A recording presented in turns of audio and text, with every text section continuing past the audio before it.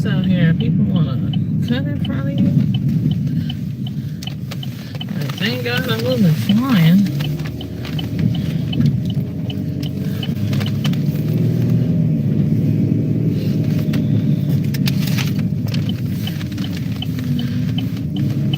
Well, since I'm on my way to church and I'm running a little late, I'm gonna start this live before anybody comes on, so I can get it done before I get to church. But basically, I just wanted to talk a little bit about, on this Sunday morning, you guys, about Iyanla Van Zandt. I watched the last couple of her shows, and I do watch her frequently, but you know, the last two shows are really interesting because of the fact that they deal with generational curses that a lot of families go through. Generation to generation, it seems like they just can't get out of get certain situations or curses, you know, off their family name.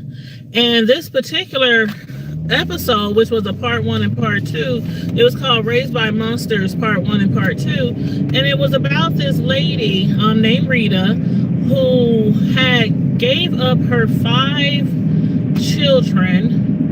And the reason why she gave up her 5 children, well, actually the reason why she gave up her oldest daughter, well, okay, it was 5 of them. The oldest one, her name was Shalimar. Yeah, the oldest one name was Shalimar. And that daughter had went to live with her grandma. And I guess the grandma didn't want to take all 5 of the kids. Good morning, whoever's coming in the chat. I'm just talking about Iyanla Van Zandt, her latest episodes called Raised by Monsters, about generational family curses, including incest, rape, molestation, you know, alcohol, drugs, things like that. And if you happen to watch the show, let me know, you know, what you feel about it, or, you know, what you feel about any of the people who was on the show, like the family members and whatnot. But the lady Rita, her mother took her oldest child, but didn't take the other 4 children because I think they were by different fathers. So she was like, you know, she felt compelled to take the oldest daughter, which was named Shalimar, because, you know, that was by her. I don't know. I really don't know why. I can't remember why she only took that one, but I think it had to do with something about her father, who her father was. I think the other kids had different fathers. But anywho, the other 4 children, which was a set of twins, a boy and a girl, and 2 other brothers, they had went to live in foster care. And in foster care, these children was abused, tortured, starved, raped. They were forced to commit incest against each other. I mean, they were beat. It was so horrible. I think it's probably the worst child abuse story that I'd ever heard of. Only because you hear about child abuse stories where people get beat, people get raped, people get starved. But to hear all of that, plus the fact that you and your siblings were forced to have sexual relations with each other in order for you to get anything, in order for you to eat, in order for you to, you know, get snacks, in order for you to get permission to do certain things, they were literally forced. And the main one that was forced to do all this was the oldest child, the oldest son, and he'd been carrying a whole bunch of guilt, like all these years. They older now, you know, they around like, I believe like 30 years old now. And he's just been feeling a lot of guilt from all these years because of what he was forced to do, even though it wasn't his fault. But he feels like, you know, these demons, he's still fighting these demons, from what he was forced to do. And he feels a lot of guilt and a lot of shame. And then the other boy, the one who was suffering from epilepsy, how he was beaten over the head all the time with like cast iron skillets, pots and pans, because of the fact that he didn't want to do things to his sister or, you know, to his brother. I mean, they made him have oh my God, it's y'all have to watch it. Y'all have to watch it. It's a lot. It's a lot. And it's a lot. And I don't want to say everything that they were forced to do, but if you just read between the lines, I mean, sisters and brothers, you know, forced to do things with each other in order to eat, in order to survive. It was all about survival for them when they were younger. And like the twin boy and girl, they were forced to do things to each other. I mean, and if they didn't, they were beaten, they were starved. I mean, this all happened in foster care. And I don't know what happened to the foster parents or anything. You know, hey, Adidas lover. Hi, how you doing? Good morning. Happy Sunday. I don't know if there was a movie made about it. This is like literally the first time I've heard about this story ever. So I don't know if there was a I don't know. I'll look it up. I'll try to find out. But as far as I know, I don't think it was a story put out about them before. But the generational curse is more what the show was about, because of the fact that the mother of all these 5 children, she started having her kids at 16, 17, 18, 19. They're stair steps, you know, besides the twins, of course. The twins, you know, were born at the same time, of course. But her oldest child, Shalimar, the girl, she had at 16. And then her second son, her oldest son, she had at 17. Then the twins she had at 18. And then the youngest one, Michael, the one that suffers from epilepsy, seizures and stuff, from getting beat over the head all the time when he was a little kid with, you know, skillets and stuff by the foster parents. He suffers from epilepsy and everything. And the thing about it was, the mother of those 5 children, when she was young, she was molested by somebody in the family, and her mother didn't believe her, so her mother put her out. When her mother put her out, she didn't have nowhere to go. She didn't have no support. So she turned to prostitution. Prostitution turned to selling drugs. Selling drugs turned to using drugs. And that's how she got addicted on crack. She became a crackhead. So eventually she ended up giving her kids away. And the oldest one went to her maternal grandmother. And the other 4 went to foster care. And once Iyanla had worked with all the kids on part 1 of the series, and then part 2 came on this week, and she brought the mother into the situation so the mother could explain herself, explain why she left her children, explain why, you know, she was out there on drugs and in the street. You know, she was trying to explain all that stuff. And then we come to find out that she was also molested by family members, and so was her mother. So the children's grandmother was also molested and, you know, taken advantage of by family members. Hello, Onion Star. Good morning. I'm doing good. I'm just talking about Iyanla, her latest episodes, part 1 and part 2, called Raised by Monsters, about these children who were raised by foster parents who abused them and forced them to have sex with each other and starve them and all that. I mean, they would starve them and make them eat like 1 piece of bread a day and a bottle of water if they wouldn't have sex with each other. It was so sad. The story is so sad.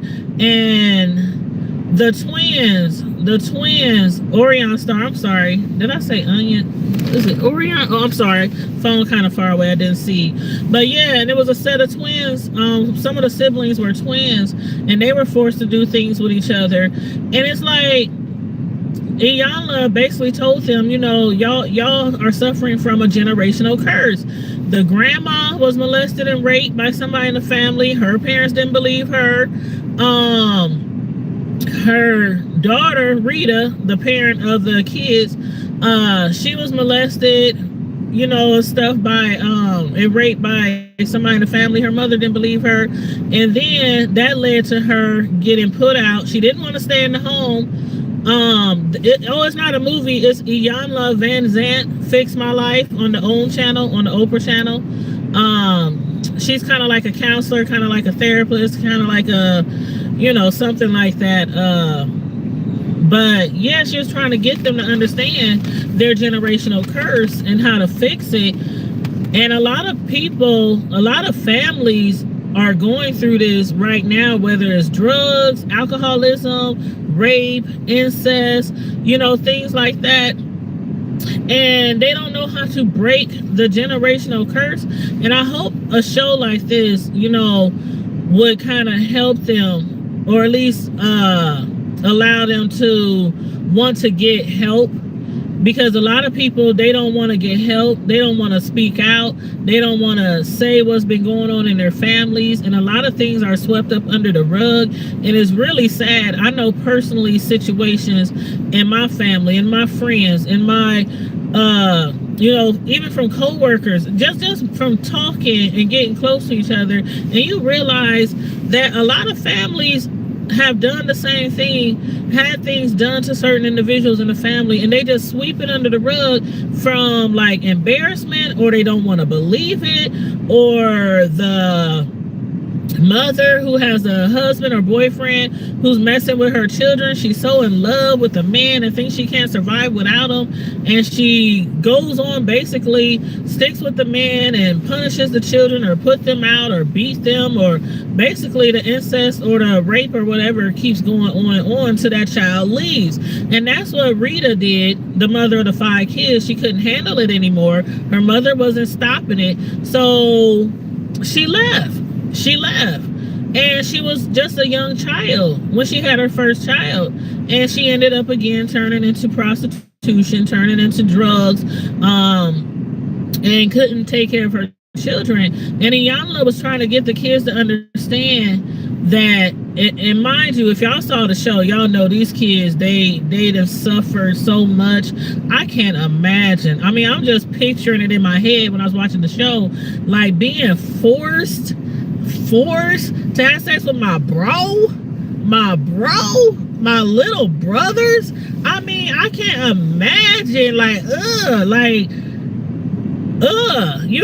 and for them foster parents to get off on that. I'm sure they was probably, I don't know, I need to do a little research and find out if they ever was charged for anything, because the only thing that I could think of that would possibly, besides them being sick in the head and nasty and some just nasty freaks, some devils, was that maybe it was like a child pornography ring or something, forcing them to do things and starving them if they didn't, beating them with skillets, cast iron skillets. That boy has been suffering from epilepsy, Michael, since he was a little kid, because of constantly getting beat by skillets and stuff, and when he didn't want to do stuff to his brothers and sisters. That's what I'm thinking. Like, that's what crosses my mind. Like, maybe they was recording this stuff, maybe they were selling the tapes or something like that. That's really what I was thinking that this was, because they personally, the foster parents weren't having sex with the kids. The foster parents weren't raping the kids. It was the kids forced to do things to their siblings. So that just brings me to, that just makes me believe that it was probably like a child pornography ring or something like that. That's probably what was going on. They might have been recording it or trying to sell the tapes or putting it on the internet to those sites. So I don't know, but y'all, if y'all got a chance, check it out. Not only, like I said, does it deal with rape and molestation, all within families, but it also deals with, drugs and drug abuse, and just trying to get over a lot of hurt, a lot of pain, a lot of traumatization that, like, the twin girl, boy, Kadera. Oh, I feel so sorry for her. Kadera, she said to her mother when they finally got a chance to see their mother, who they haven't seen since they were children, because their mother been strung out on crack, been a crackhead for many years. So even after they grew up, they still didn't know where their mom was. When their grandma died, she didn't come to the funeral. Couldn't nobody find their mother. She was still out there on drugs. And so this was like the first time they got to see their mother in years. And for her to sit there and tell her mom, I was a sex slave from the age of 5 to 13. And again, it had nothing to do with having sex with the foster parents. It was them forcing them to have sex with each other, with their brothers and sisters. But that was a really good segment, a really good series by Iyanla. It really shows, you know, how to face these generational curses, how to forgive. You can't forget, but how to at least try to forgive, and how to mend, and how to heal. That's what I like about Iyanla a lot. You know, sometimes, like I said in the past, I'll be like, dang, Iyanla, you're going really far here now. Okay, Iyanla, I don't agree with that. But, you know, for the most part, I think she does help a lot of families heal, and have helped a lot of families heal in the past. And I really hope that from the time that she spent with this family, that they really begin to heal. I know after the show was over, they did say that the siblings were starting to spend a lot more time with each other. Yeah, it's very, very sad. It's very sad, Orion Star. Very sad. And it's just, if anybody's out there ever had to deal with that as a child, whether it was being touched by a family member or touched by, you know, a neighbor, or had to deal with parents on drugs and leaving them and stuff, this would probably be a good show to watch, because it really teaches you and shows you, you know, tips and things like that on how to heal, and the process of how to mend your family. So that's all I wanted to talk about this morning. Hold on one second, let me order some breakfast. I just want a sausage, what do you call that thing? McMuffin. Sausage, egg, and cheese McMuffin, and a caramel iced coffee, please. A small one. That volume will be $5.57 All right, thank you. And order me some breakfast on the way to church. But yeah, so that would be a good series to watch for somebody who's been dealing with stuff like that. I missed a comment. Adidas lover, have you seen a new Michael Jackson? No, I haven't seen they made another one.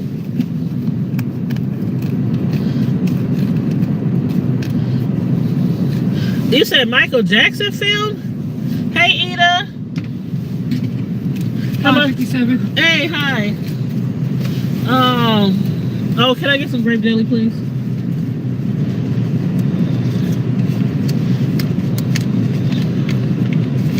All right, here you go. Thank you.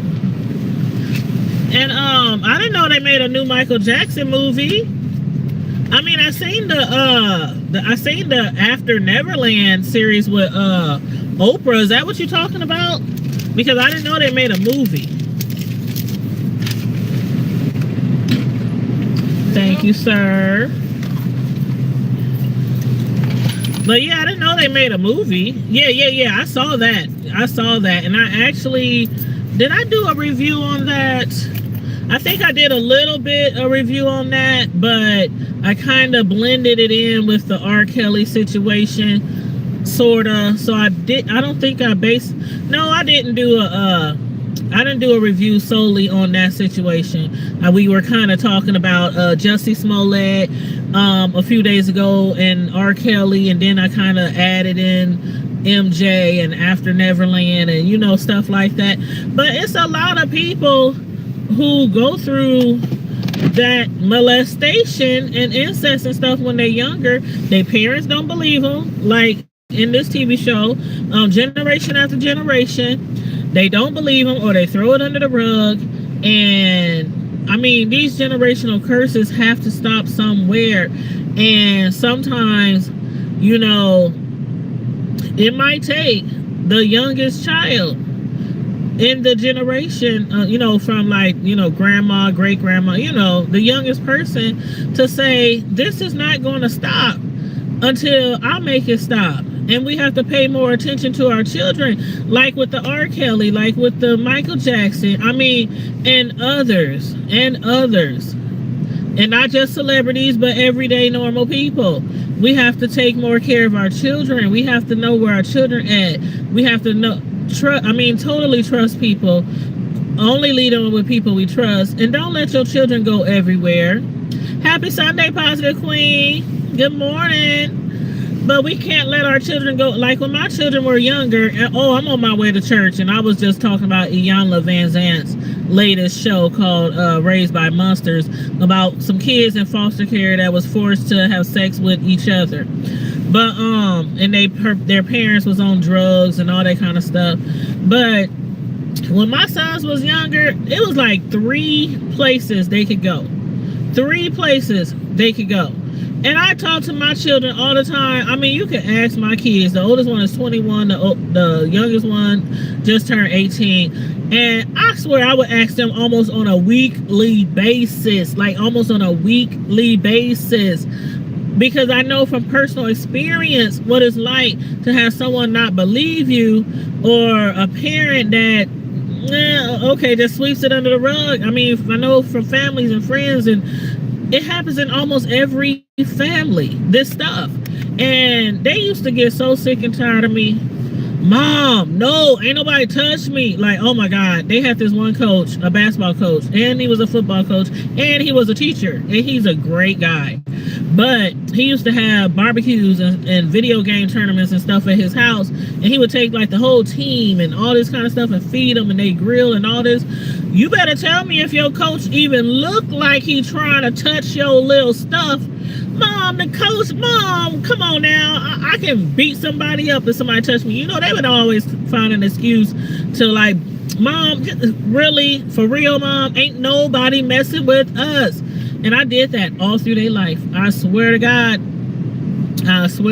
Even my son, who's 21 now, I probably asked him a couple of months ago, has anything ever happened? I know I ask you all the time. I know we talked about it, but you older now, and sometimes kids don't want to, for some reason, even though they have a parent that they know will listen and will react and will act and will handle a situation like that, they still, for some reason, like a lot of kids, they are scared to talk about it, or they feel like it's their fault, or they feel if they shouldn't have been at a certain situation, at a certain place, at a certain time, it wouldn't have happened. So I asked him, that grape jelly?